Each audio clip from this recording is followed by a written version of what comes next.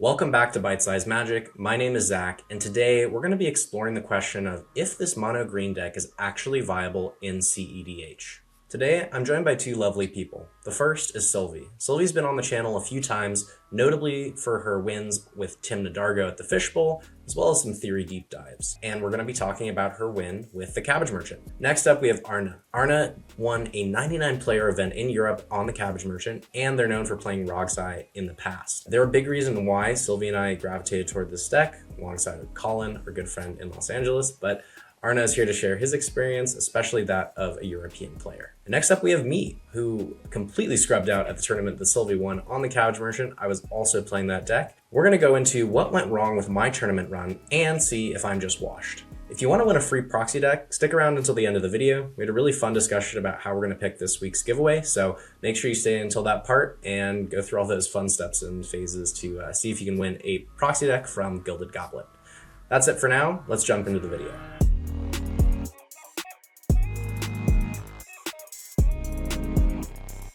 Welcome back to Bite Size Magic. My name is Zach, and today we're doing everything cabbage. Welcome to my two guests, Sylvie and Arn. Do you guys want to say hi and let people know where you're from and just anything about you before we start jumping in? Sure.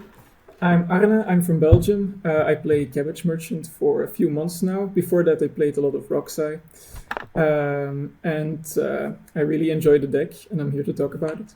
Heck yeah. Hey, I'm Sylvie. I'm a cEDH player and brewer from California, Los Angeles. I'm best known for playing Tim Nadargo, which I won the Fishbowl 6 on. But I picked up Cabbage Merchant about a month and a half ago because my friend Colin has been playing it against me for months and had a blast with it and took down the Birdcage a couple weeks ago. So here to talk about it. Yeah. Sweet. I'm Zach. I 0-3 dropped a tournament. The same one that Sylvie won. So we've got a whole range of players here. So really the point of this episode is not to be a deck tech. We're not here to talk through every single card in the deck. We're not going to go over all the win lines. We're not going to say, oh, blah, blah, blah, blah. I would like this to be a strategic breakdown. So talk about what the deck is at its core, why it's well positioned in the meta, talk about your guys' runs, talk about my terrible run, and then ultimately kind of wrap up. So I think the best place to start with this deck is really just a baseline so we can understand what the deck does, why it does what it does, and why we're playing it. So Arn, and again, if I say your name wrong, just correct me because I will fuck it up, but I'm going to do my best. So give me your 90-second elevator pitch on what this deck does and what a winning game plan looks like, just for anyone who's never heard of this before. Yeah, so what this deck is for me, mainly is it's an artifact-based combo deck that tries to win at flash speed and that really attacks the meta in a unique way because it has very unique interaction, very unique combos, but more importantly, it really preys on the current meta, which is very non-creature based and based around free non-creature interaction, which will generate a lot of value for us. So that's basically what the deck is. And then why I like it so much is because the way it plays out is just very fun. You need a lot of patience, you need to wait while other people give you material, and then you need to do something creative with that, usually when there's already a lot on the stack. And that's why I enjoy it so much, I think. I love it. Yeah, you would not hear flash speed deck with mono green in the same sentence very much. No. So it's pretty cool that this is something that can do that. And I agree. I feel like it has more flash enablers than any other deck I've ever played, which is crazy. Sylvie, on your end, how does what Arne said translate? Is there anything else that you kind of want to bring up about maybe like what the engines are, usually how you kill people, what the speed of the deck is, basically anything you frame differently? Yeah, I think Arna's got it right. The thing I want to point out that I think is so strong about the deck is that you've got this amazing resource engine in the command zone, and it kind of allows you to build and play where you are actually the player at the table who is getting the most value and has the most inevitability / equity the longer the game goes on. So the deck is really uniquely positioned where it can present quick wins. It's not a turbo deck, but it can sneak in a win on top at flash speed. But at the same time, for a grindy game, it's set up to compete really well and sometimes set up to compete better than a lot of the other decks out there. Yeah, I also think I think it's a really enjoyable deck because you get to play a lot of strange cards, but also the limitation of the colors, because it is a mono green deck, means you need to be very creative with your interaction. And you are, a mid-range control deck sometimes. The deck can flex into all sorts of different forms. It's a very versatile deck, which is really surprising for a monocolor deck in cEDH, in my opinion. So yeah, absolutely. Yeah. Even the builds, everyone's build is 20 cards apart, which really shows you that the deck is very mutable and can be tweaked to different play styles. And I think that's very much due to the fact that we have the mana advantage, which allows us to play cards that you never see in any other decks because they're just too expensive.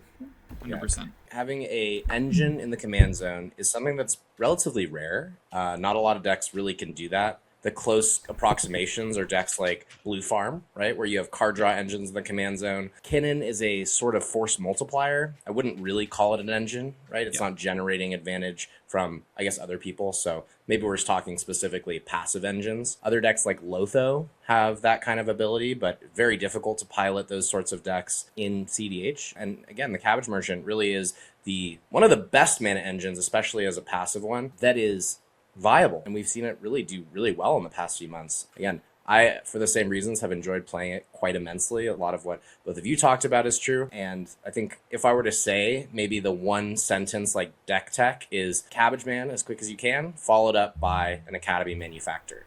And the manufactor in this deck is kind of like a Rhystic Study, right? But it's one that shifts and morphs into a win condition the further the game goes.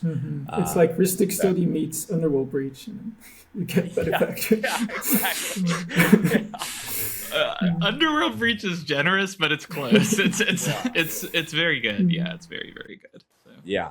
I want to do like a very quick deviation from our plan, which is just pull up Sylvia's list, and then we'll pull up Arn's list as they're talking about their run. I just would like the audience to kind of see like what this deck looks like. Obviously, you have Cabbage in the zone. We have some tutors. This is the Academy manufacturer I was talking about. Great art, super fun.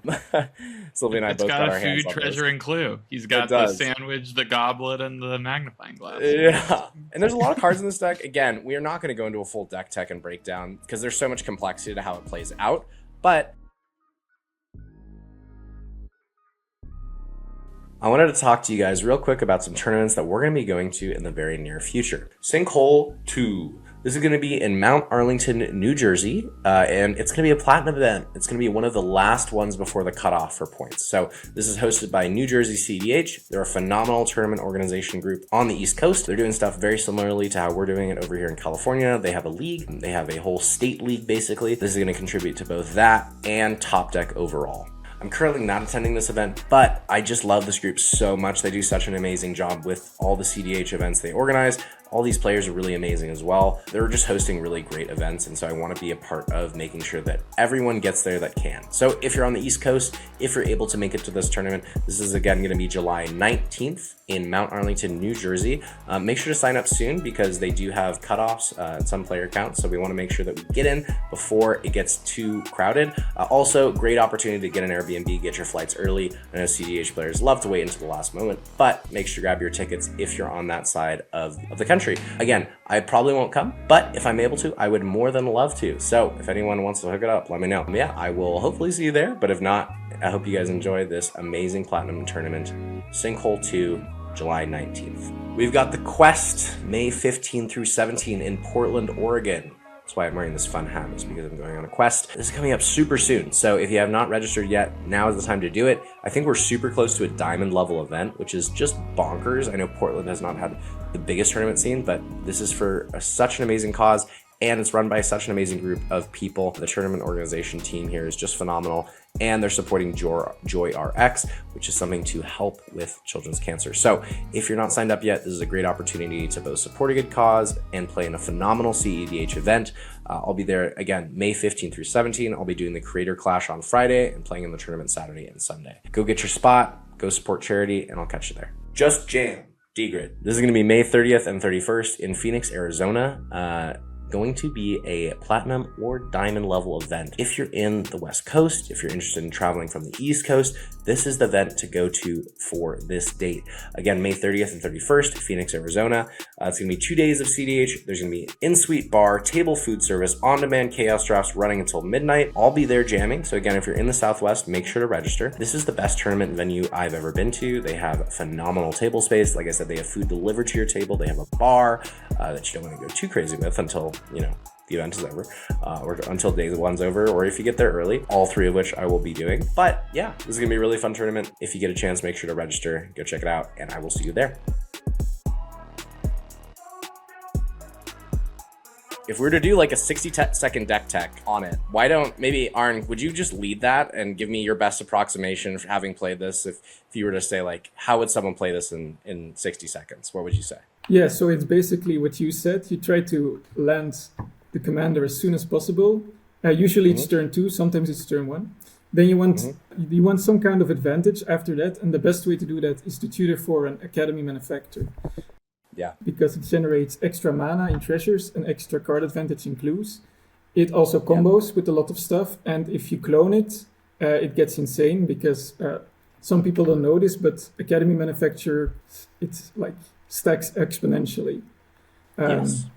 So if you succeed in cloning it, you usually win the game. Like Ristic studies, they are linear. So if you have one Ristic study, you'll get 1 card per spell that an opponent plays. If you have 2, you get 2 cards. But with Academy Manufacturer, if you have 2, you will get, instead of 3 objects, you will get 9 objects. You will get 3 food, 3 treasures, 3 clues. And then if you have 3 manufacturers, you will get 9 of each, which is insane. If you assemble 3 manufacturers, it's basically they have to kill you with combat damage or they lose. I love it. So that's like the primary game plan is to assemble a manufacturer, and if you cannot get that, you actually want some other kind of advantage. Some people play the One Ring, some people play other card advantage things like Party Dudes, or I don't know what I've played, Memory Jar, Unwinding Clock plus Fomori Vault. It doesn't really matter, but you need some kind of card advantage because you need to convert all this mana advantage that you get, or you're just gonna dry out. And then from there, you basically want to chill until someone else puts a win on the stack. Because you keep generating value as long as the game goes on. So you don't actually want to do anything until you have to. And the longer you can wait, the more material you will have to push your win when it gets to that. What I hear you saying too is, right, like we're getting our initial engine online with the Cabbage Man. We're multiplying it by an Academy manufacturer to get treasures, clues, and food. So a little more mana and card draw. We're looking to, at some point, try and clone this guy to have exponential advantage. So go from 1 of each to 3 of each to 9 of each, etc. And then we want to just sit on our engines for a while. Let other people cast their spells. Let us accumulate advantage. And then when someone pushes, that's when we start to spin our wheels a little bit, look for our flash speed enablers, and win on top. I tend to think of the deck kind of like a boa constrictor in a way, actually. Like, there are games where I draw into a quick combo and present it, but, that's by far the exception. My goal with the game is to get set up where I have a grip on the game. I am getting resources, I'm getting cards, I'm getting mana. I have interaction or stacks pieces to dissuade people from pushing for a win, and we keep the game going. And then I ramp it up and I get another Academy manufacturer and my grip tightens until they're just, it's too tight and they cannot escape. Until it feels like you're playing with your food almost. Also, they can fight back, but I'm just going to get another set of stuff and I'm going to draw more cards and make more mana, and it's too late. At some point you just want them to cast interaction so that you can dig deeper because you get 4 clues or something. Exactly. It starts to be kind of like the Raga-Shai, where I have 3 Ristic studies. So every spell you try to cast to stop me draws me 3 cards. And a lot of those are interaction. And so I can just keep fighting you when my advantage engines are benefiting so much from you interacting and you casting spells, which is essentially what the deck's trying to do, right? The difference between this deck and Raga-Shai is that this deck can instead put, like, rather than drawing more interaction, and it does draw a lot of interaction, right? Yeah. It can draw flash enablers, which means like I'm going to go for a win, or another way that'll win the game, or something like a Veil of Summer that'll make my spells uncounterable, at which point I will simply win the game, so. Or stacks pieces putting into play, which will lock everyone else out from casting spells except for me, because I still have 20 food, and I can pay for a Trinisphere and you guys can't. So totally. So the spells you're using are different, but I do think Ragishai is actually a really good comparison to this stuff. That kind of brings me to this next part, which is, how would you two work with the question of, is Cabbage Man an NBC deck? And by NBC, we're kind of jumping through a few, hoops. This comes from Waffle's NBC Kitten, or No Bad Cards. For the most part, that really just means to me generating an engine that is going to rely on your opponent's casting spells. So parasitic, a deck that really is having these passive engines, trying to multiply them and put yourself in a position where you're gaining advantage from other people doing things. That's maybe how I'd break down the idea of NBC. Arn or Sylvie, do you want to challenge that idea, maybe flesh it out a little more, or talk about how this deck might relate to that concept? NBC is a complicated idea, and in a way it was defined in relation to other Kinnan decks at the time, right? Like Big Flip versus NBC. And I definitely cannot look at the Cabbage Merchant list and say there are no bad cards in the deck, but but I do think it is, at the end of the day, it's an inevitability deck. It's a deck that wants the game to go on because it almost always benefits from the game continuing, right? Because it's going to have more resources, it's going to have more mana. It even has ways to get value or card filter, like Fomori Vault, which don't involve drawing cards or, casting spells, right? It's both really good at playing into those Rhystic Study engines, as well as building its own competing engine, if that makes sense. And in fact, the fact that you are generating mana by default, like that's your floor with your commander, means that in some ways you are better set up for these big stack wars than the Rhystic decks, right? You struggle to access cards, but you access mana very easily. So once you can access cards, you're ready to go. Well, it's a lot harder for them to access mana than cards, right? You kind of need Stormkiln or Smothering Tithe. Those are 2 cards in the deck. There's a lot more card engines that are comparable than like Mind's Eye, which is not a good card, but oh man, love the card. it's great against 3 Rhystic Studies, So.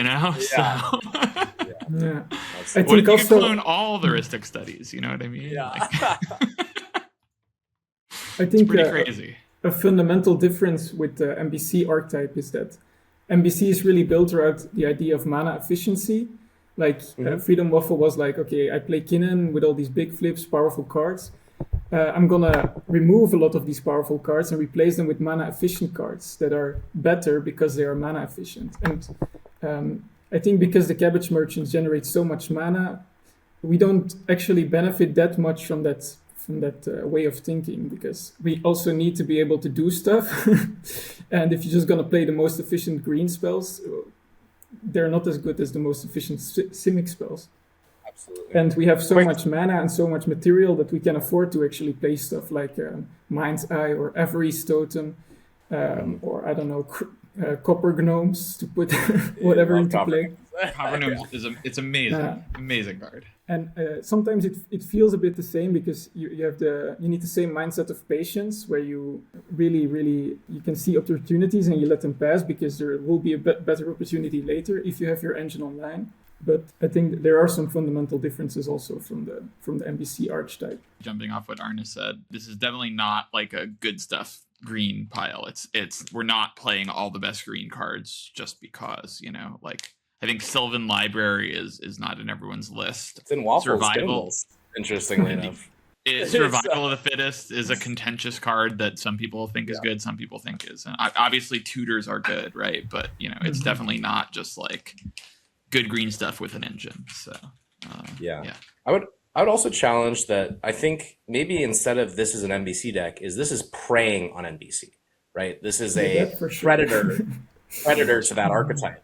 It's saying, okay, if I can't, do exactly what you're doing, how do I fight this in a really cool way? And I think the Cabbage presents pretty interesting way to combat the NBC strategy. It wants to go into these high resource games. It wants to have a lot of spells on the stack because your advantage that you gain, right, like Sylvia's saying, is mana based. And then with that, manufactor or whatever engine you end up finding multiplies the cards. And so you have sort of the Rhystic Smothering Tithe mana plus card draw thing going on. I'd also say it feels a lot like Thrasios, where I might not have a lot of cards in hand, but the clues I have access to, my mind's eye, a lot of the engines that I am presented with are at my disposal and at my choice. So I'm not necessarily drawing cards off people casting spells, but I'm making mana and clues. And when the time's right, I will crack those clues to draw cards. I'll activate my mind's eye, similar to how like a Thrasios is going to present with a lot of high mana density. And then when the time is right, choose to draw the cards. So it also has those sorts of comparisons that I see. Yeah, a lot of the time people ask me like, will you win on your turn or will you win then? And I'm like, I don't know. No, I don't gotta win. Yeah. Right. I'm just digging, you know? And I think Sisse is not a bad comparison either. Oh, sorry. Yeah, but Sisse is very, you know what's coming, right? This deck is very much, I have no clue what's coming. I'm just digging and trying to work with what I get. You're also okay not winning, like you said. Like, it's okay to just keep building the engine bigger and bigger. Like Thrasios, where it's like, I'll just get another Biomancer's Familiar, right? My Thrasios activations are 1 mana, and now I have a shitload more creatures, or I have a second Gaia's Cradle. Like, you're able to say, I don't need to win. I'm just going to keep developing advantage state into a better and better position to where it will be almost impossible for me to lose. But I'll never have to win. And I also, importantly, don't have to win on my turn.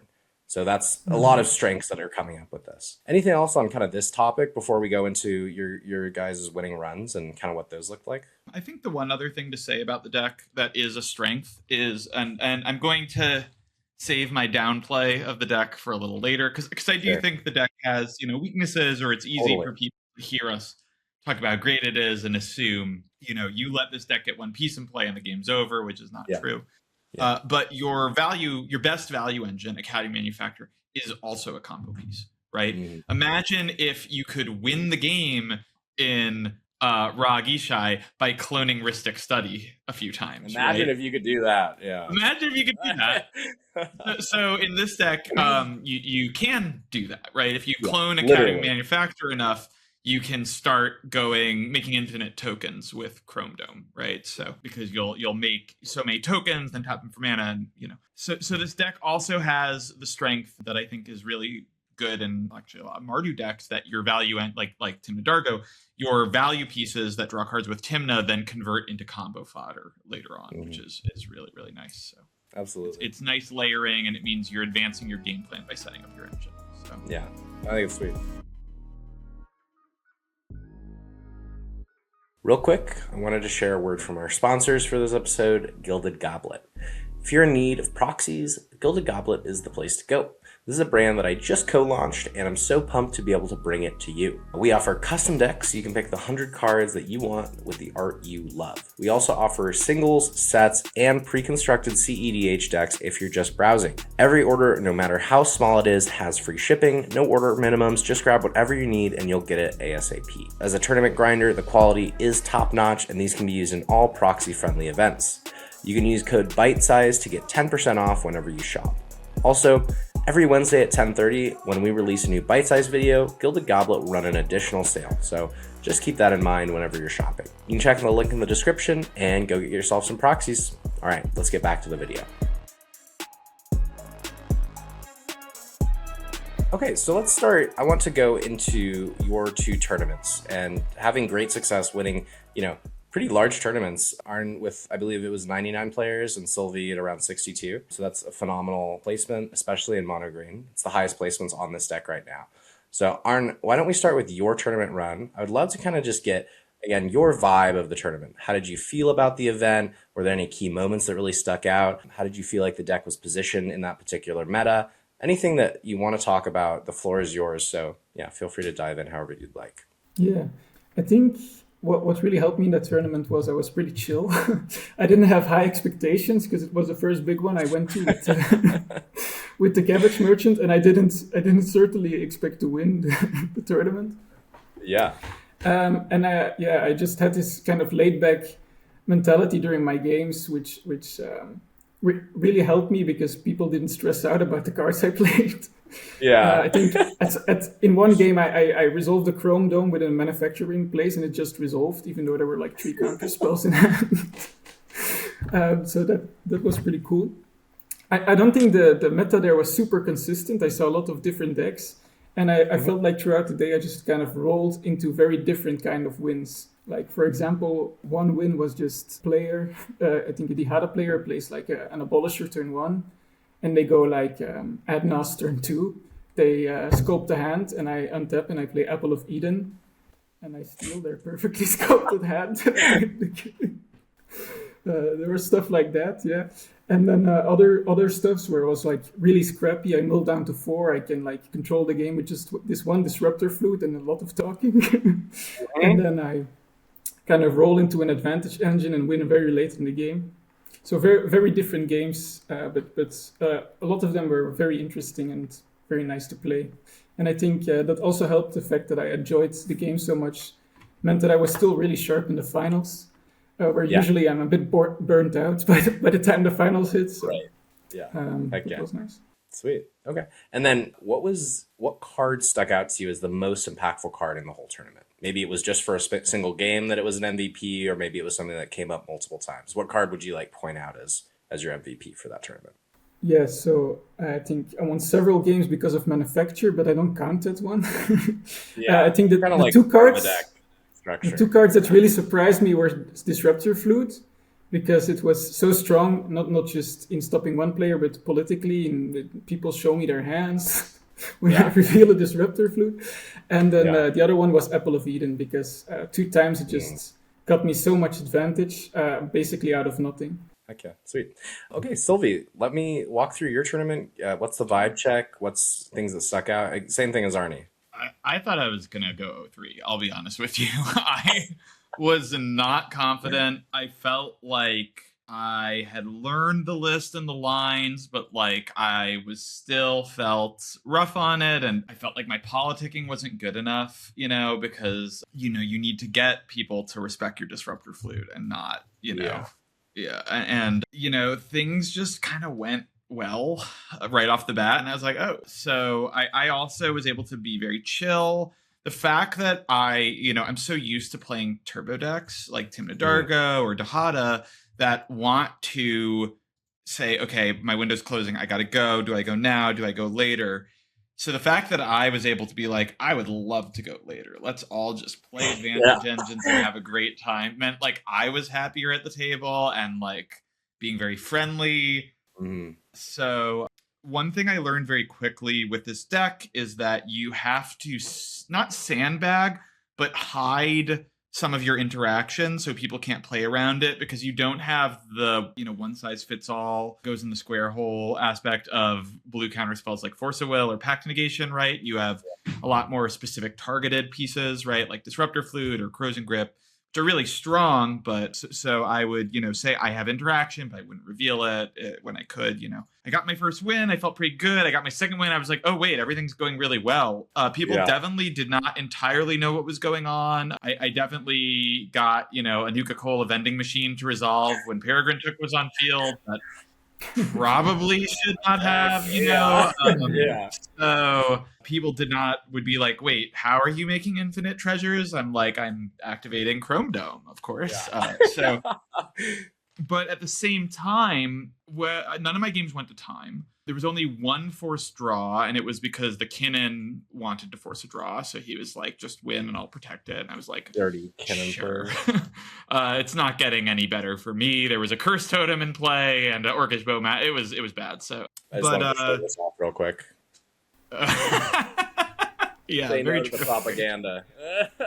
In all those games where I managed to get a win, pretty much all of them, I could have had the game keep going. Like if my Nuka-Cola got countered, I was in a great position still. Like I'm doing good. I'm chilling. Like I had more stuff I could do. So the risk of getting kind of blown out generally felt very, very low to me, which was really nice. Like in that game, I was like, oh, it resolves. oh, cool. I guess I draw my deck. Yeah. The deck felt really strong. Once I got to the semis, I again thought there's no way I'm going to get to the finals with this. But I'll tell one story. I cast a Mirage Mirror and passed. And then I didn't have a lot going on. I'd mulled to like 5, and the Gwenum player after me politics with the Sisay. Like, please let me cast Gwenum. I'll let you Mindslaver me next turn. Please, I'll do anything. And he turns to me and he's like, what do you think I should do? I was like, and I look at my board and I have a Mirage Mirror in play, and that's not going to be summoning sick when I attack. And I know in my head, I'm like, you should never let Gwenum resolve ever. It's not good for you. I'm like, well, if he's going to let you Mindslaver him, it's probably fine. So I got to attack with a Gwenum. That was pretty cool. That was pretty cool. So Mirage Mirror was an all-star for me. That was one card that was a standout. It's so strong and tricky. The fact that I can copy lands is really powerful. I copied someone's Ristic, then turned it into a Manufactor on the next turn, and then did my combo. It's so powerful and flexible. It's really good for keeping parity with the other engine decks at the table. It's a combo piece. It can be a surprise combo piece. It's really insane card. Walking Ballista was also really good for me. Walking Ballista was a card that I tried to cut from the deck immediately. I was like, I don't want to run cards that only win the game. Yeah, it turns out Walking Ballista does a whole lot more than only win the game. Someone got Praetor's Grasp, or no, Opposition Agented, and they got a Bowmasters because it was Kinnan and me in the pod. And I was like, well, that sucks for me. Walking Ballista on 1. You're never pointing it at me, So Walking Ballista, it also, it made winning the game easy, but just being an onboard removal spell was so powerful. It got Force of Willed in the finals because people were like, oh my god, she's going to just unwind and clock Ballista and we're never going to get to play the game. The finals was the sloggiest game. I almost lost. On turn 3, Blue Farm sent an Adnaz with no land drop and no mana floating and did not get there. Very unfortunate. I mean, it does happen, but definitely lucky for me. They made a deal to stay alive.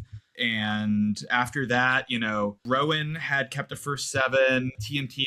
Both TNT and I had mulled really low, but I drew into Court of Calling, which let me get a Manufactor out, so I was in a great spot. But there was a Bowmaster, so I couldn't crack very many clues. And I removed Rowan, and then suddenly the game was mine, and I ended up taking the game to a draw, to time, and winning on time because it was a 3v1 for about 60 minutes, and it was easier to just not let anyone win in those 60 minutes because I was first seed. So, But if the game had gone on another 30 minutes, at that point, I had removed the Bowmaster, I'd killed the Blue Farm player, I had stolen Thrasios with Avarice Totem and gotten Unwinding Clock into play. If the game had gone another 20 minutes, I would have won. They conceded, I think, with 9 minutes left on the clock. So. Awesome. Yeah, the deck felt really, really great. We'll go into I in terms of the meta, I think there are very specific aspects and particularities about the meta, which is why it's well positioned right now, which we'll get into a little later. But I definitely got a little bit of Brewer's advantage, a little bit of unfamiliarity and opponents making mistakes, but that's cEDH, and that's the advantage of playing a deck that plays a lot of these odd cards. Is it's a lot harder to prepare for. So also did a lot of interacting. A lot. I didn't mention it, but did a lot of stopping wins. Iron Man in game 3 was like, oh, I'm about to win the game. There's nothing anyone can do. Boom. Crows and Grip. Threw a defense grid. Oh, good. And he was like, oh my god, that's the one card in all of Magic that stops me. I didn't have to cast spells. Silence doesn't do anything. Counter spells don't do anything. He had counters in his hand. But Crows and Grip. I remember my first game. There was a breach on the stack, and the Tivit player turns to me and they want to draw real bad. So I think they wanted to restart, and they have this pact, and they're like, I'm like, nah, I'm not drawing, bro. and they get really frustrated, just drawing the game. And I'm not drawing. 20 spells later, I Crows and Grip the breach. I have been fed so much stuff, and I win my first game off of all that stuff. Felt pretty great. Crows and Gripping a Wheeliod is, I think, the best it's been for, with a wheel on the stack. and like a smother, like they didn't have a smothering yeah. tide, but they had a wheel on the stack and a handful of counter spells, and they were like, I'm about to win the game. And I Crows and Grip wheelie on, they're like, huh. Yep. Hilarious. It was my flash enabler and my discount, so yeah. Yeah, I think my best Crows and Grip play was player plays Necro, they move to combat to attack with their Ragavan, and I Crows and Grip their Necro. Yep. They didn't draw any cards. Phenomenal. My Crows and Grip play was just on Jace, who tried to copy his Ristic Study, and I said no. So that felt that's the classic. Yeah. That's the classic. And yeah, Crows and Grip Necro is interesting. You better. How exactly are you activating for 30 cards? Or... Are you rolling priority, or are you doing one at a time? Yeah. So. Did you? Is there a specific card, Sylvie, that was an MVP for you? If you had to say one, and it wasn't Manufactor, what would the one card that was MVP be? You know, Mirage Mirror is up there, but I think Fomori Vault is the other card that, like, I consistently find myself going, holy shit, this card is so fucking good. Like, in the finals, again, I was 3v1ing, and I couldn't crack. My Manufactor got removed. I tried to Noxious Revival it back. They counterspelled it. Like, I was not getting that Manufacture, and I could only crack one clue a turn because, and like my Unwinding got countered. So I was really getting ganged up on, right? Like, which is what people think the deck loses to. So I didn't have a lot of cards, and Fomori Vault digging for 18 every turn cycle just meant that like every card, it meant that when I got cards, they were the right cards, right? Like, I mean, the card is close to Demonic Tutor on a land sometimes. I've activated it with 50 artifacts in play. Look at half your deck. Take any, like, it's insane. It can't be countered. It can't be swatted. They have to trick bind. Like, it's instant speed. The card is in, like the reason to play Seedborn in the deck is like Fomori Vault. Like, I think the card is just so insane. Yeah, so Fomori Vault's up there for me. Heck yeah, it's funny when you put like a Crop Rot on the stack and they go like, oh man, he's getting a Cradle. It's really dangerous. He has 2 creatures. I promise I won't get a Cradle. If that's what you guys want, I won't get it. Fine. The lands package in general in the deck is like so powerful. Like the fact that you're monocolor and you can run so many good utility lands, like it's crazy. So. Absolutely. Heck yeah. Well, for the sake of brevity, we'll keep ourselves on track. I'm going to talk a little bit about my run at the same tournament that Sylvie won, and I'll give you both some info about it, what happened in my games, and I would love to hear your opinions on what went wrong. So, in the same tournament Sylvie won, I went 0-3. Didn't win a single game, lost all 3, left before the fourth round. You know, like the very distinct, like this has happened to everyone at some point in their cEDH careers, maybe. Who knows? But my experience with the deck was, before this tournament, phenomenal. I felt like I don't know if I had even lost a single game before coming, and I had felt so ready and so prepared. And so going in and going 0-3 was obviously sucked. Like, it's never fun to do, but I wanted to look at it as a learning experience and think, what went wrong? What could I have changed? And how much is left up to variance? Because that's a huge part of cEDH as a whole, is sometimes you get unlucky, sometimes you don't draw the right things, sometimes, you know, you get screwed. It happens. But let me go through it with both of you, and I'll kind of give the broad overhead of what happened, and then I'd love to just go with each of you on your opinions. So my run was as follows. My first game, triple Jeskai decks. I am super excited, right? A lot of non-creature spells, a lot of interaction. Like, this feels like a high resource game. The short of it was, I got a little bit delayed on my Manufactor. I think I couldn't get it until like turn 4, I believe. So it was like turn 2 Cabbage, not enough resources to get it on turn 3, had to wait till turn 4. The player next to me had not a lot going on, didn't cast a lot of spells. The Raw Gishai cast a decent amount of spells, but not too many. Not all that many non-creatures. There was not a lot of fighting, not a lot of stack wars. And then the Narset player, Ty, who's a great person, love playing with them, basically just sat on a fish all game, and then on turn like 5 or 6 played a Voice of Victory. And there was not a lot of fighting that would happen over the Voice, because the Raw Gishai player didn't have anything to counter it, and the Elsha player only had a Mindbreak Trap that they said, I will only cast this if we draw. So finally, at this point in the game, when I have my Manufacture and Cabbage established, I'm offered a draw. and this feels terrible. I still feel like I have outs, right? Because they're going to be casting a ton of non-creature spells into the manufactor. I can draw a lot of cards. I can get into my disruptive pieces that don't require me to cast spells, such as a Besage and also a Talon Gates. So I say no to the draw. We go to their next turn because they had cast an extra turn spell after the voice, and they start with the Talon Gates on the Cabbage. And so immediately I'm screwed out of drawing any more cards or generating any more resources. They go through a whole breach line, they win the game. That one felt a little off, but I think I'd do the same thing. I don't really want to take those draws round one. I would rather push through the advantage and see what happens, especially on a new deck. Round two, I was faced with Sisse, me, Corvold, and Malcolm Tana. So 3 creature decks, right? Some of them cast some non-creature spells. For the most part, they're pretty fast, Corvold and Malcolm Tana, not casting a lot of non-creature spells. And Sisse is kind of a plodding, more mid-range deck that's not casting a lot of non-creature spells. So the game develops exactly how you think it would. Sisse had maybe an early Ristic. Corvold molds kind of low, couldn't get a game plan. Malcolm Tana, same exact thing. So I'm just not really getting that many triggers. And then we get to the point where I finally develop the manufactor, and Sisse lands a, Spider Woman. So all my mana's coming in tapped, all my clues are tapped. I can't really do anything with the mana as soon as I get it. We go to my turn. I'm the only one who has anything going on, and so I eat all the counter magic from the Sisse. I eat the activation, and then the game essentially goes to time on the Sisse's turn. We make sure that they get a turn, and they win the game. So that was round 2.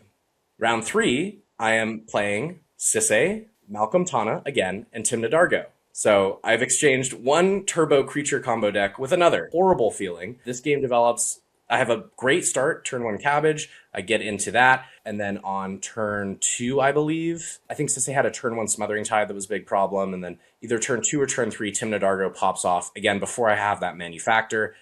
All creature combo line. Sisse can't interact with them. The Malcolm Tana player has nothing, and we lose to Timna Dargo. So that was the run. I left after that because I was like, I don't really see a point in playing another game. I'm not going to get anywhere with 5 points. I would just love both of your opinions. Any ideas that you have about this? Is it the problem that I'm into these creature decks that aren't casting a lot of non-creature spells? Should I have shifted my game plan a little bit and gone into stacks early? Any ideas, anything that you might have changed or done differently just with that context in mind, which I know is not full. Yeah, it's a little hard without knowing the hands you kept. Yeah.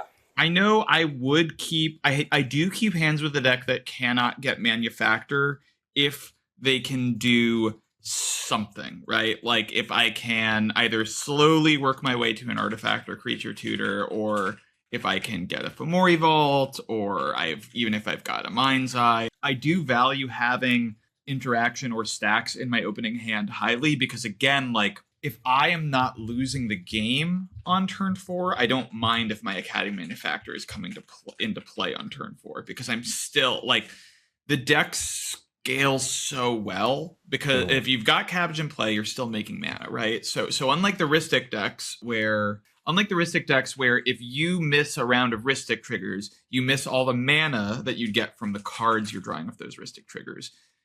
As long as you're getting Cabbage into play consistently, you're still building up that mana. So when eventually you land your engine that's going to actually get you cards later, you've still got the mana ready to go. So you're still able to explode or present pretty quickly. So I do value interaction and stacks pretty highly. It felt really good to be able to be like, I've got interaction, everyone chill, and like... top deck into something, or like work my way up to this Inventor's Fair being online and then getting my manufacturer into play. Even if it took 2 turns, if it's 2 turns, like you said, you had a lot of games where people were sitting around doing nothing. Yeah. Right? If people are sitting around doing nothing, speed isn't important. Making sure you get the game to kind of continue is, So I do think there's some... I value those because my ability to shape the game in that way, if that makes sense. And I have found that a slow manufactor is okay if I'm not losing the game. A slow Cabbage is a lot worse than a slow manufactor, is generally how I feel. Because on turn, if manufactor comes into play on turn 4, people are just going to be casting more and more spells, right? So you're just going to get your triggers faster because they're going to have more resources already, right? If you get the manufactor in play and there's already a couple Ristics in, stack battle's still going to happen. If you didn't miss the big stack battle, it's still going to happen, So none of these games had stack battles. That was the problem. It was like there was that is another problem. No big stack battle that was resource generating. and the games were so low resource up to the point where the win happened, and no one could interact. So it was like the perfect storm of no one's casting non-creature spells. There's no stack battles, and they feel like very low resource games. But but I appreciate that. Right, thank you so much. That's my take. I mean, obviously variance is a huge part of it. The fact that in the first game, Ragishai, what did they do for 6 turns and have nothing going on? Like, it hurt. It is what it is. Yeah. Anyway, Arna, any ideas, anything that comes to mind for how those games went that, maybe you faced, these heavy creature combo decks, or you're just not getting all those triggers, like anything that you might change in gameplay? Yeah, I think in some pods, you really have to pivot to, okay, like how am I getting to my win? Because I'm not getting any material here. And that's why I like cards like Copper Gnomes or Gata Soul Cauldron that can put your Dota into play. And from there, you don't need as much material to be able to win as you do with like Chrome Dome. In some of those games, also Emrakul can help. Like one of the creature decks is going to untap and win. You just take their turn. That's your out. So I think, the pivoting mindset of going to, okay, I will not generate enough value to win this game in the long term. I need to pivot and try to find a win. And even if it's only a 5% chance, I need to go for it. It's maybe very important. And I played one of those games that you described. I had, this was my only loss also in the tournament. It was a Tayam, a Winota, and a Magda. And I was last seat. Those are the worst matchups. Last seat on the mull to 5. I just mulled until I had a land tutor for Tabernacle. Tabernacle is really good against those creature combos. It felt strong, the Tabernacle, but the Tayam was in first seat, and they had already Cryptolith Rite and 3 creatures, so they could just pay the tax, and then there was some interaction from the other players, but it wasn't very coordinated because they all felt like, they couldn't afford to stop the Tayam player. Yeah. So we just lost, I think, on turn 4 to an overwhelming mana advantage, and we just activated Tayam 6 times and found a win. And it also felt like I couldn't really do anything about it. Like I played my one piece, and I got my Cabbage out, didn't get any food, couldn't cast any spells. That's basically game. I don't think there's much fault there. Same in your games where if you don't get any material and someone just pushes and there's no answer, like you cannot do anything about it. Like your deck is geared towards a certain meta, and if the meta doesn't materialize in your pod, then you lose. I think. It's very similar, like with these passive engines, like a Cabbage Merchant or Rhystic Study. If no one casts spells, Rhystic Study is a bad card, right? Or if they pay your taxes, Cabbage is nice because there's no taxes to pay, it just happens. But if, again, no one casts on creature spells, the engine doesn't run. So I'd ask here, maybe, do you think that there are really bad pods for the Cabbage Merchant? Like, are those pods those low resource creature combo heavy games, or stacks that are apparent, things that you aren't really generating those high mana resources and you're not getting a bunch of triggers? Do those feel like bad pods, or is there ways to combat those? In my opinion, it's less bad pods than bad decks to see on the other side of the pod. Like, obviously, if it's all creature decks, it's not ideal, but you can certainly adjust your game plan to deal with that, and you're not going to be getting as many resources, but you're still going to get some against most creature decks, So I will say in those games, I start thinking about, am I going to draw? Like, how can I, especially like against the blue creature decks like Rogthras, you're a lot more likely to get triggers than against the non-blue creature decks like Timnahalana or Tayam, right? So against those decks, I'm like, how am I going to find my Disruptor Flute and present a draw, right? Totally. Like that's what I go for against Tayam. Now, Winota is, I think, the worst matchup for Cabbage Merchant because you can't present a draw against them, right? Like, they're like, you can't, I'll win next turn. Yeah, they're like, okay, what, like, Spore Frog is not gonna do it, or like, you can't fog, like, and then they don't trigger you, and they kill you with combat damage, so it's really hard for you to interact with them, right? Yeah, you have 2 flutes, and then you have the second. Yeah, and they eat our resources, right? So I think Winota is like the worst matchup for the deck, and is like, but is just not very much in the meta right now. I think Sisay is tough because it's another inevitability deck that can more consistently win with resources than us, right? But we do have stacks pieces that are good against it, in general, against like even against these creature decks, I might have more trouble getting the most value, but I'm still going to be able to interact. And if I can interact, I can draw. Sure. And or I can, still like get something going. Maybe I can feed off the other decks at the table, and it'll be okay. So, but yeah, I definitely like if it's a bunch of turbo decks, which is the same with a lot of, decks that want to go late.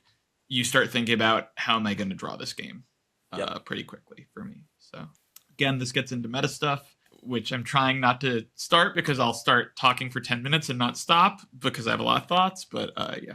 So.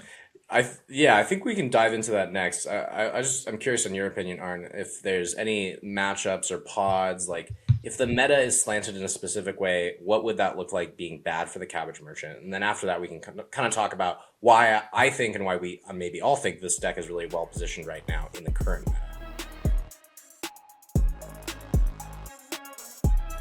I think what's really good for us right now is that there is not a lot of creature removal, and we develop our engines and they stick around. So what would be really bad if like Nadu was unbanned and everybody was on like 4 creature removals, that would be pretty bad for us. And I also think we benefit a lot from like not just the mid-range decks, like the MBC type decks, they give us a lot of stuff, but also like the turbo decks of the format are very, very non-creature based. Like Roxai and Ral, they give us so much material that we can single-handedly stop them, which seems unlikely, but it's very possible. So I think if the meta shifts... They're kind of fragile.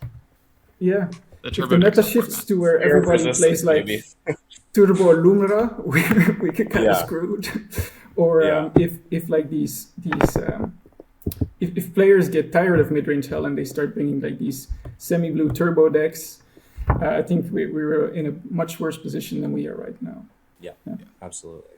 I do think the stacks pieces give us a lot of game against turbo decks. Like the thing the deck is weakest to, in my opinion, is combat damage decks like Winota, right? That are just like, my goal is to punch you in the face. The deck really does not want to get punched in the face. No one is punching anyone in the face right now. Tim Nadargo is the closest deck that does it, and they really only want to punch you with one thing, So otherwise, no one's really going to combat. Removal is at an all-time low. And we're a deck that just wants to play stuff on board. Everyone has decided it's not worth it to remove Ristic. It's not worth it to remove Timna. I'm just going to clone it or go on top of it or, be parasitic, play my Fairy Mastermind, right? So if everyone's being parasitic, then we also get to be parasitic. And then against, like, in theory, we're weak to Adnaz, but Sphere Resistance, Trinisphere, really good against Adnaz, Like, it's really hard to Naz and then do stuff if those stacks pieces are in play. So the stacks pieces give us a lot of game against a wide variety of turbo decks, actually. Yeah. Because it really slows them down and hurts them. I also think if Dockside ever gets unbanned, this deck instantly becomes absolutely unplayable. Like, immediately. Win anyone the game who casts a Dockside. Immediately. And I also, like... It's easy to say, Blind Obedience is really good against this deck, and it is, but we're green. We're really good at removing Blind Obedience. Spider-Woman, really hard to remove, it turns out, because it's a creature. It's not an enchantment. I think that's like actually a card that you really don't want to see on this deck. Not fun. Did not enjoy it. Specifically Spider-Woman, by the way. Yes. Or Manglehorn, which is generally not played. Yeah. But Spider-Woman only in Sisei for the most part, but yeah. Yeah. In general, everyone has decided they want to fight on the stack, and green actually has really broken tools for fighting on the stack. Yep. Green and colorless, like Flash Enablers are really powerful. Veil of Summer and Autumn's Veil are crazy. Savage Summoning is like so broken. It gives a creature flash and uncounterable. Like, it's crazy, And so if you can get your thing into play and no one can remove it, then that's a wrap, And then unlike Tim Nadargo, green has really good, because I played that and that does a lot of onboard combos. Green has really good protection spells. Like, I'm on Tamio's Safekeeping and Defend the Rider because they're counter spells. They're counter spells that protect my stuff. And Allosaurus, right? Phenomenal. Allosaurus Shepherd. Allosaurus Shepherd makes my green spells uncounterable, right? Like, yeah, that's only, a portion of the spells in my deck. It's very hard to resolve Allosaurus Shepherd and just win the game with it. But it gives me an advantage in the stack wars, right? And it also makes my interaction better, right? Now my Force of Vigor is uncounterable. So I don't care that you have Pact Negation in your graveyard. Your Breach is getting removed, you know? Like, so the deck actually has serious stack chops. Board wipes would be bad because it's a lot harder to protect against board wipes. Nobody is running board wipes. No. I haven't seen Toxic Deluge in years. I don't know. Yeah. Like, no one's doing board wipes. No one's doing combat. In terms of stacks pieces, we remove them all, right? Like, yeah, Cursed Totem is great against us, but again, we're on so much artifact and enchantment removal that, like, just remove it, you know? So yeah, and I feel like against, for example, Collector Oof, you just wait and somebody will remove it and then you win. Someone will remove it and you can still do stuff, right? Because Cabbage still works, Fomori Vault still works. Like, it's hard to do your win conditions and, like, win through it, but you just wait and someone else removes it, or you eventually accrue enough that you remove it, and then, you know, with already got your Flash Enabler in play or something, you know. And like, absolutely. Okay, so when we're talking about why this deck is actually good, right? It, for me, feels like the counter pick to Ragishai, right? Because Ragishai is so phenomenal. I believe in the deck 100%. If the Invitational was tomorrow, I would play it at the Invitational, and I'd have no, like, concerns. I wouldn't be like, oh, should I play Blue Farm, whatever. It feels great, right? And it's because it's exposing this plan that we all are aware of, that Rhystic Study is broken, and that the forced multiplication of multiple Rhystic Studies and engines is just great, especially with high density of interaction. So how I see this deck being well positioned, and the reason I believe in it, is because it is, against that deck, ultimately super powerful. It's able to have these very difficult to interact with lines. It has more flash enablers. It's on more creature bombs. It's on more bombs overall, things that are hard to deal with.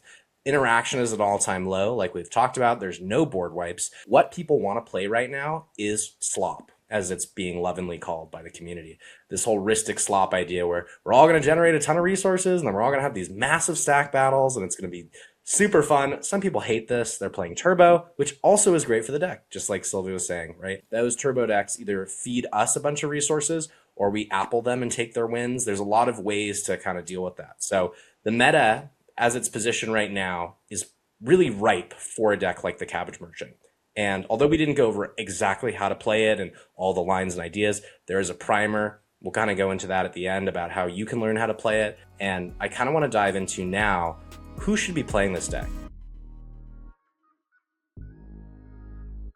Real quick, I just wanted to tell you guys about our Patreon. This is going to be a way that you can support Bite Sized if you got a little bit of extra cash, and it's an awesome way to get some extra perks and be a part of the channel in a little bit deeper of a way. We offer a Discord for free so that anyone who is a part of the Bite Sized Patreon will be able to jump in that Discord, play games with us. That's going to happen every first Tuesday of the month. So if you're already a patron or if you're considering joining, you can always play with us the first Tuesday of every month at 6 p.m. You'll get early access to videos and bonus content that YouTube will never see. We have a wide range of tiers, so whatever fits you best is something that we offer. Links in the description. Make sure to go check us out, and we really appreciate all of our patrons. Let's start with Sylvie. Who is this deck good for? Give me your idea on that, or anything I've said competitively before. Or in general, or just when I say that, what do you think of? Like, who would be good? Who would this deck be good for? In my opinion, the reason the deck appeals to me, because I am not a blue player typically. Like, I do not like sitting behind a Rhystic Study, but I love this deck. It combines the importance of making every card count and making your cards, like the way you play your cards, meaningful. The lack of safety net of a deck like Timna Dargo or other Mardu decks where you're not going to have as many resources at the start, or you need your interaction to really work for you, with the ability to go late and chill and amass and, you know, play this big stack game. Because like I love playing big stack battles. You just don't get to do it in Timna Dargo, right? And what I don't like is being like, my game plan is Rhystic and then sit here holding counter spells until eventually I draw Thassa's Oracle Demonic Consultation, right? Right. I just find it dull, and I don't like that counter spells are one size fits all, and it becomes this big sandbagging thing. And when I have to get creative with my interaction, I have to really surgically stick the needle in. I have to assure the Tivit player, like, I'm not taking a draw because I'm holding Corrosion Grip, you know? Like, you don't know that. I think if you like playing Ristic, I think you should try this deck because it's going to be fresh, right? It's going to be a really fresh take on something you like to do. If you like making tokens, if you like manipulating parts of a machine, like I think this is it's like a Johnny Spike deck at the end of the day, to go back to the old player profiles where your cards all combine in really interesting ways and you get to play with your opponent's cards with Mirage Mirror and how do you eke out every little last bit of value and how are you going to set yourself up for the next turn? And it just scratches my brain in a really fun way. I think it's a difficult deck to optimize and play, which at the end of the day is my favorite thing in a deck. And again, really well positioned. If you can politic well, if you can plan ahead a few steps and say, okay, I don't need to push now, or I need to stop this push that's coming. If you have good table reads. Yeah, totally agree. Yeah. Okay, Arn, who is this deck not for? Like, if there's a player maybe you would know, or some idea of a person who really might not enjoy this deck, like I would love to get context that opposes what Sully's saying. Like, why would someone really not enjoy playing this? Yeah, I think this deck is not for people who like to be in control of everything. Because with this deck, you really need to let go of knowing what's going to happen and embrace being certain of that my path here is a correct one. And I think the most difficult skill for this deck to master is the timing. Like, for example, you have like an Academy manufacturer out with a lot of material and someone plays a Born Upon a Wind. Is this where I try to go on top or do I wait? Can I wait? And the same is true when they cast an Ad Nauseam, when they cast a Breach. It's really, really hard to assess when you need to actually start trying to do something. And for that, you need a lot of meta knowledge. You need to know exactly how many counter spells are in their deck and what they will be able to do after the Ad Nauseam resolve, etc. And you also need to be able to accept the fact that if I try to win here on top now, I will not get there. So I need to accept this Ad Nauseam and live with the consequences and see what happens later. So yeah, I think if you don't like politicking, the deck is not good for you. if you don't like not knowing what's going to happen, the deck is not good for you. But if you like being creative and trying to find outs from very difficult spots, I think it's exactly right. Yeah. You have to be willing to sometimes hit the vape and pass with this deck. Like we said, like, I'm mono green, I pass. What could I possibly... cool. Just hope it all works out. Yeah. So, but a lot of the time it can. That's the thing. The deck is surprisingly good at just in time stopping the win, or people will play in such a way that suddenly your interaction goes online. It's the power of not playing counter spells, is that you interact in a whole different way. It's revolutionary, So, yeah, and it's usually when people think they're safe. They're like, nobody had anything from a breach. Cool. Yeah, right. Yeah. Keep playing it out, actually. I'm not scooping it. Yeah. Yeah, because you'll keep drawing cards, right? Like, you might draw into... Crows and Grip is so crazy, man. Like, Yeah. I was playing against Elsha recently, and I was like, on your 40th Sensei stop activation, I will stop you there. Yeah. Got in about position to win? Yeah. It's awesome. Mm-hmm. Yeah. So there's the context, right, and the sort of disparity or, black and white situation of how cool this deck can be, right? It's really fun to play in this different access, to operate without blue cards, without black cards, in this, I would call a two-color deck, right? Green and colorless, and really combining the fun of both of those.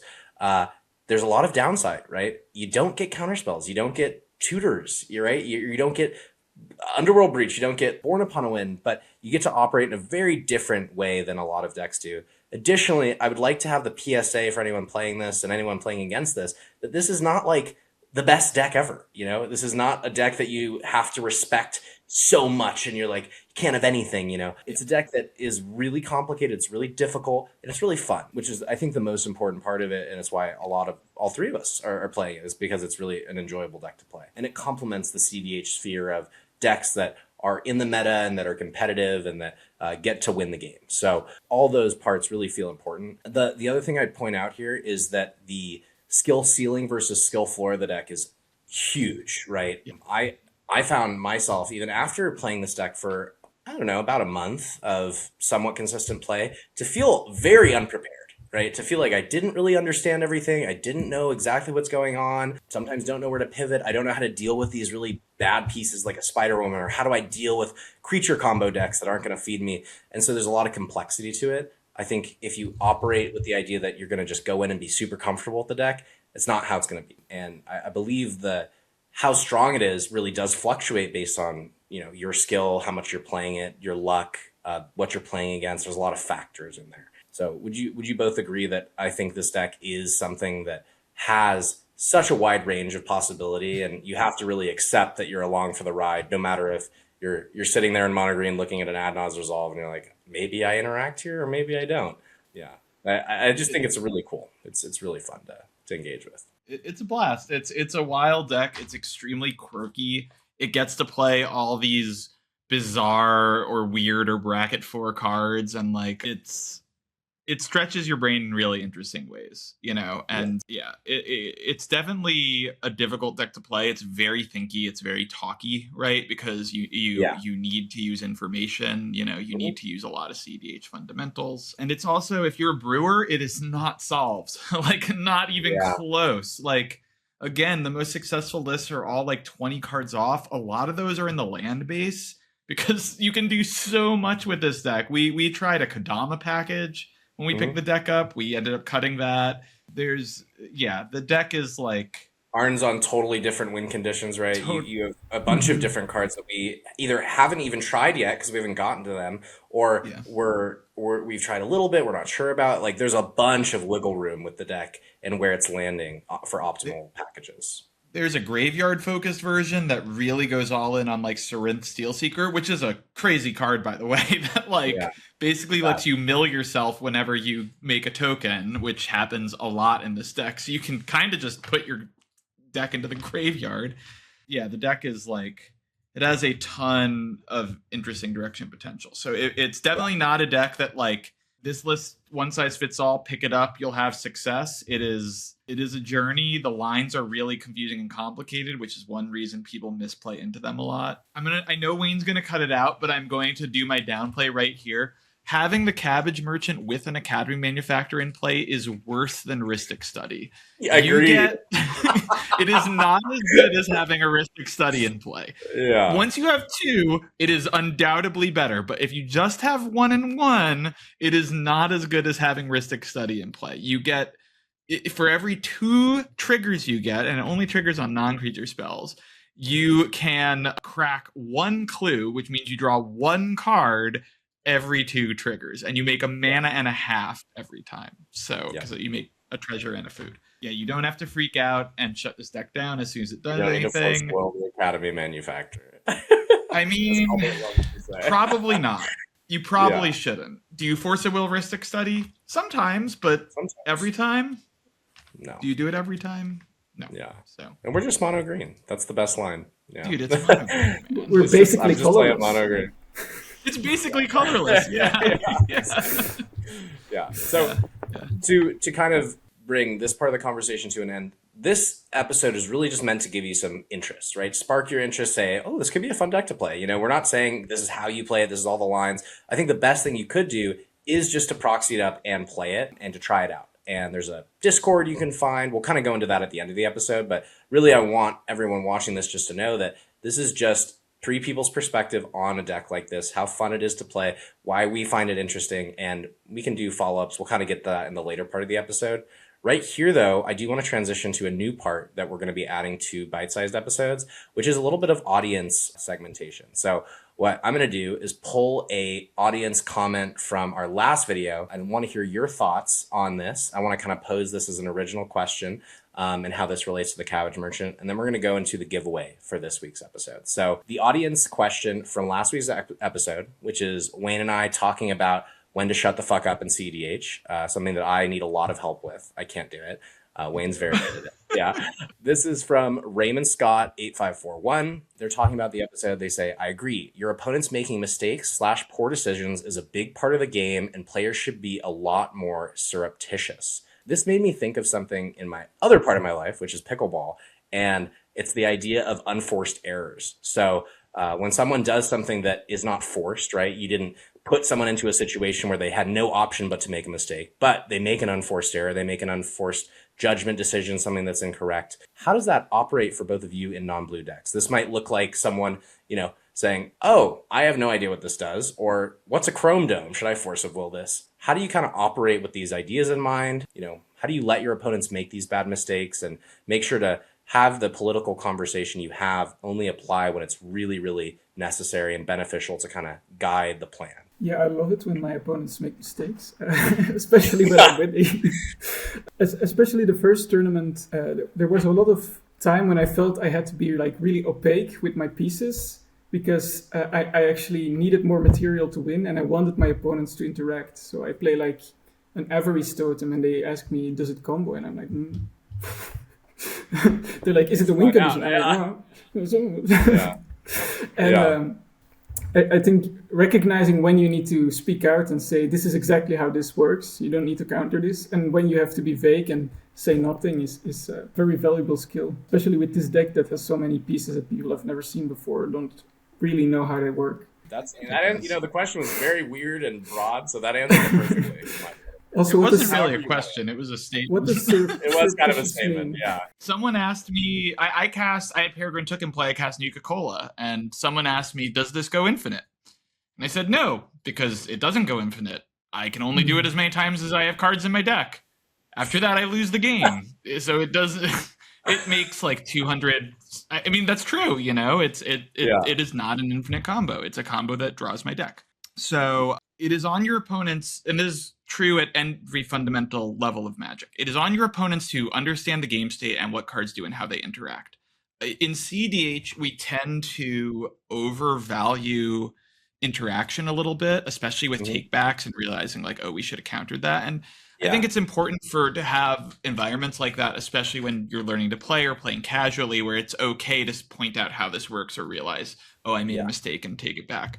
But in a draft, even a Friday Night Magic draft, if I attack with a 1/1 and my opponent has a 2/2 and they block it, that is my fault. Like it is my fault for not understanding, or like that they had a Glorious Anthem and their 1/1's actually a 2/2. So it is on your opponent to understand what things do. And in tournament, that's more true than ever. When there's the stakes, there's pressure. You're thinking, it does become harder to do that. That's why it's more important. You are not obligated to explain to your opponents how cards work. It's okay to let people So, like again, with the Gwenum and the Mirage Mirror, I am not obligated to point out that I'm going to clone the Gwenum on my turn. If they point it out and ask me, I'll say, yeah, I'll do it, or yeah, I won't. And I will stick to my word on that, But I'm not obligated to say, yeah, you should counter it because I'm going to have a Gwenum too, That is not my problem, Yeah.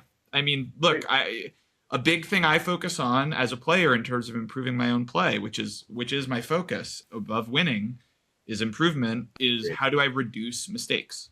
And that's not just punts, it's small mistakes. It's the question I like to ask is, do you think you've chosen the right card, the best possible card every time you cast Vampiric Tutor in your life? Do you think you do it every time you cast it now? Because I don't, so all these green tutors. Yeah, too. Like there's always room to improve. Mistakes are part of the game. Reducing mistakes is part of the game. You have to let your opponent make mistakes. Yeah, love it. Yeah. Okay. So thank you guys. This Raymond Scott, if you're watching this, you're the giveaway winner from last week. So you can reach out to us personally. You can find me on Discord. Links below for how to get your free deck from last week. The giveaway winner for this week, I think we're going to work together here and find like a fun little way to figure out who that is. But the giveaway winner from this week will receive a Cabbage Merchant deck from Gilded Goblet. Got the decks right here. Full complete proxy decks. We'll add the Cabbage to the website pretty soon, which is going to be exciting. And also, since this video is launched, we're just going to have a 48-hour 20% off sale on the website. So if anyone wants to pick up proxies and you didn't win the giveaway, you can go and do that now for the next 2 days. So for you guys, what do we want to have the giveaway winner this week do? Maybe it's a comment idea or a word that they should say. Anything that comes from the top of your head that we're like, who's going to win this week's giveaway? My cabbages. My cabbages? Yeah. All right, so you have to comment my cabbages and something else. You have to take a picture with a cabbage. Take a picture with a cabbage? Can you put pictures on YouTube? Can you put pictures on YouTube? I don't think you can put pictures on YouTube, but maybe we'll do it like you have to leave the comment and post a picture somewhere. I don't know what it's going to look like, but how about my cabbages has got to be in the comment for the person who wins this week? Definitely. Yeah, definitely. Okay. Arna, do you have anything to add? Any other ideas that we want to do? How about you find a clip of a video where somebody talks about a cabbage, and then you link the exact moment. No, I have no clue how this shit complex. Yeah. Okay. Yeah. So if you go through the whole 9 yards, if you're able to include my cabbages in your comment, put a picture of a cabbage, maybe on Twitter, and tag us or somewhere, and then also link a clip of a video where someone mentions cabbages. I don't think anyone's going to jump through all these hoops, but if you do, I can guarantee you're getting a cabbage deck for free, or whatever deck you want if you don't want to play this, although I definitely think you should if you haven't yet. So anyway, huge thanks to Gilded Goblet as our sponsor this week. And then also, if there's anything else that we want to dig into next time, I think it'd be fun to do a part 2 to this and really go into maybe how the deck wins and do a full deck tech. So if anyone watching is interested and is saying, oh, we want to know this or that, let us know in the comments down below. Maybe to cap us off, the last thing I'd love to know from each of you is one piece of advice, like super succinct and very clear, for someone who's sleeving this deck up tomorrow and bringing it to their first game. What would you give that person as a piece of advice? Yeah. Good piece of advice. I think just be ready to pivot at any time in the game. If you notice your opponents are not gonna let your Court of Calling X3 resolve, just talk to them and propose to get another piece. If you notice that your game plan isn't working, just immediately pivot and find another way, because you don't have much to work with in this deck and you need to make everything count. Love it.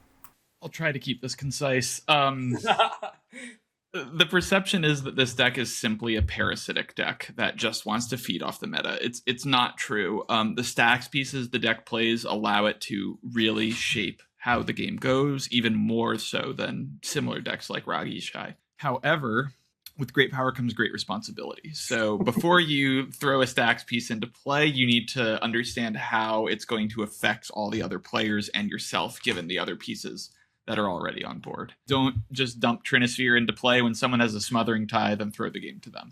That's my advice. That's good. Okay, sweet. Yeah. The next thing I want to know is, where can people find you? Is there anything that you want to plug for the episode? Anything you're working on? Coaching potentially, if people really want to get good at this deck? Where can people find you, and what services might you be offering, or things do you want to promote?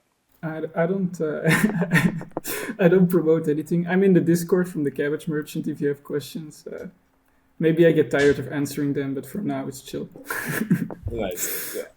I don't really use social media. You can find me on Moxfield. My username is Ribbiter. You can also reach me on Discord. It's BurgerTime_. I do offer coaching. If you're interested in coaching for Cabbage, like a walkthrough of the deck list, or Tim Nadargo, or brewing advice, happy.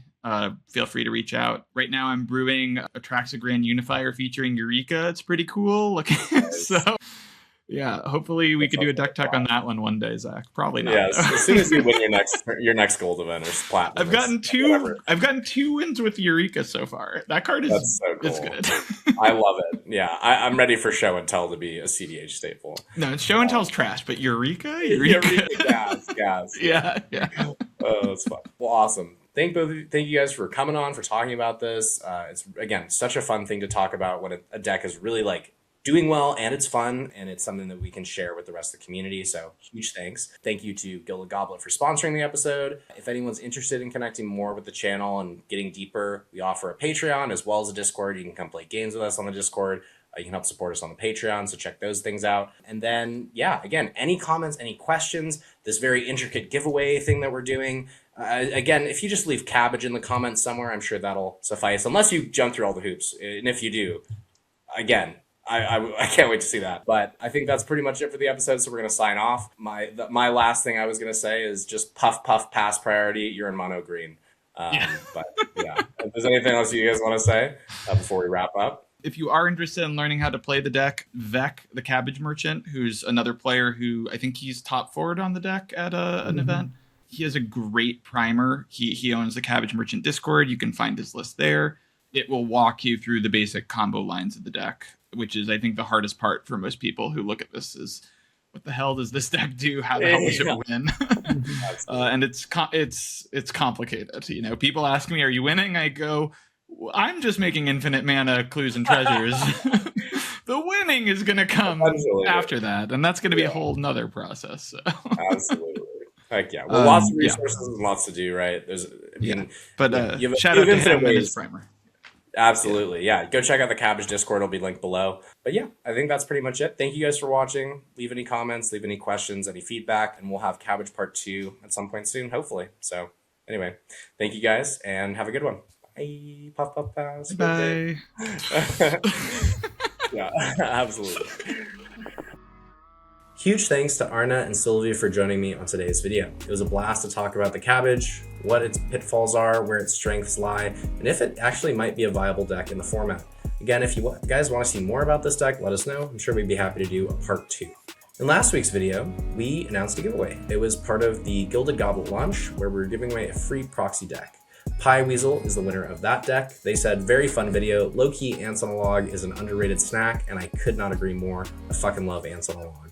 For this week's video, if you want to win, there's a huge bunch of stuff that we talked about in the video about how you could, but worst comes to worst, you can always comment Cabbage on this and you'll have a great chance of winning. If you go through all the steps we talked about, I don't see a chance that you don't win. So anyway, feel free to do that. For anyone who is not winning last week's giveaway, you can still get great discounts on Gilded Goblet Proxies. Check out the website. We've got a sale going on right now, just like we do every week. There's a 24-hour sale whenever a bite-sized video drops.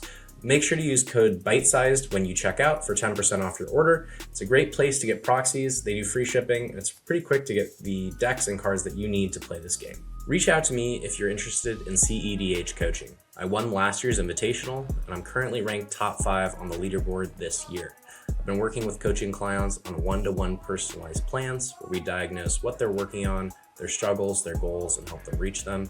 In addition, we're also doing spell table coaching sessions so that we can watch you play and give you direct feedback on your game. If you're interested in coaching, reach out to me on Discord. It's at bitesize_snack, or leave a comment on this video. We'll reach out to you. Huge thanks to all the patrons of Bite Sized. You guys are the best. You help us make videos that we wouldn't make otherwise. You're contributing to the channel, and you're part of the direction of Bite Size Magic. Especially big thanks to our Jumbo patrons, Candy Diabetes, Nick Ray, and Sharticus. You guys are awesome. If anyone is interested in joining the Patreon, you can check it out at the link below. Helps us support us just a little bit more, and you get a bunch of really cool perks, so go check that out. Huge thanks to everyone for watching this week's video. Hope you enjoyed learning about the Cabbage and talking about it as much as I did. This deck is really, really cool, and I think it actually might have a very strong place in the meta. But again, that's it for this week. Thanks for watching. We'll catch you in the next one.